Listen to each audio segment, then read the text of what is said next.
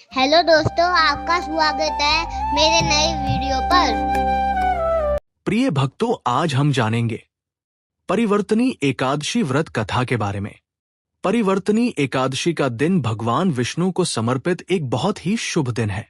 इस एकादशी को वामन एकादशी, जलझूलनी एकादशी और पद्मा एकादशी के नाम से भी जाना जाता है। ऐसा माना जाता है कि इस दिन भगवान विष्णु अपनी योग निद्रा में करवट लेते हैं, इसीलिए इसे परिवर्तनी, परिवर्तन करने वाली या करवट लेने वाली एकादशी कहा जाता है।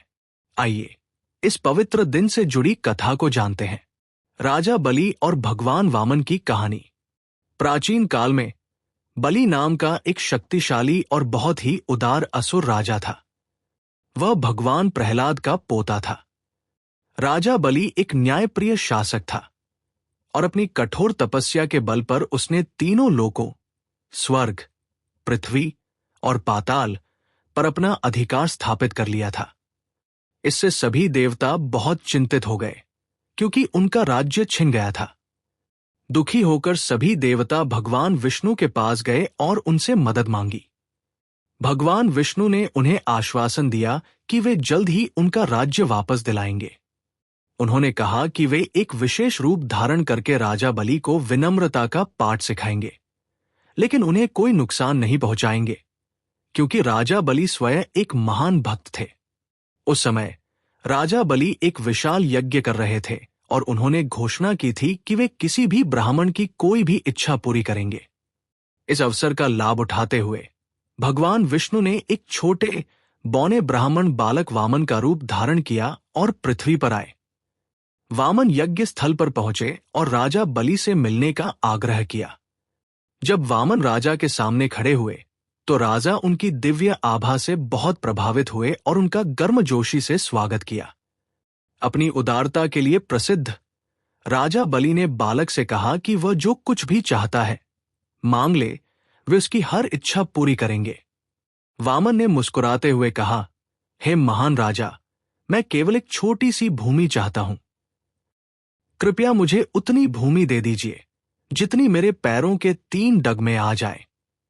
ये सुनकर राजा बलि के गुरु ज्ञानी शुक्राचार्य ने तुरंत पहचान लिया कि ये बौना बालक कोई और नहीं बल्कि स्वयं भगवान विष्णु है।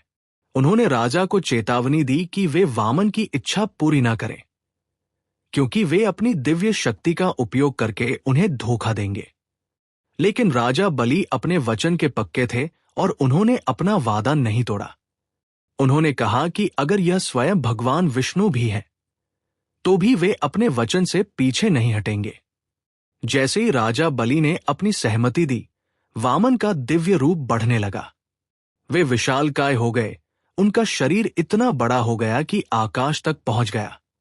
अपने पहले डग से उन्होंने पूरी पृथ्वी को नाप लिया। अपने दूसरे डग से उन्होंने पूरे स्वर्ग लोक और आकाश को नाप लिया। अब उनके तीसरे डग के लिए कोई जगह नहीं बची थी। तब भगवान वामन ने राजा बलि से पूछा, हे राजा, मैंने 2 डगों में पृथ्वी और स्वर्ग को नाप लिया है। अब मैं अपना तीसरा डग कहाँ रखूं? राजा बलि ने हाथ जोड़कर और भक्ति व विनम्रता से भरे हृदय से अपना सिर झुकाकर कहा, हे प्रभु, आपने तीनों लोकों को नाप लिया है। अब कुछ भी नहीं बचा है।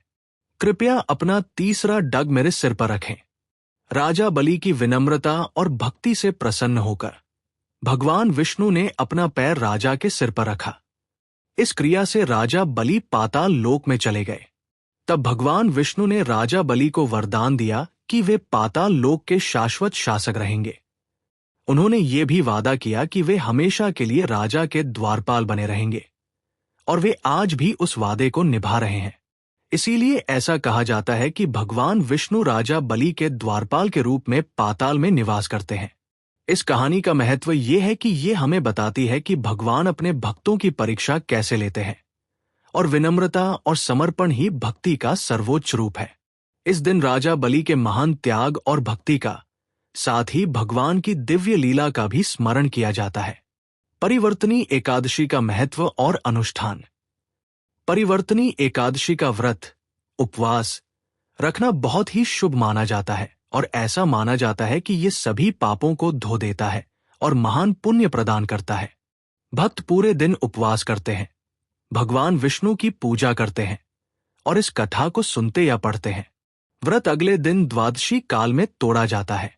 ऐसा भी माना जाता है कि इस दिन भगवान को चावल और दही का भोग लगाकर गरीबों को दान करना चाहिए। ये एकादशी हमें सच्चाई, विनम्रता और भगवान में अटूट विश्वास के महत्व की याद दिलाती है। बने रहने के लिए धन्यवाद। लाइक, शेयर एंड सब्सक्राइब करें।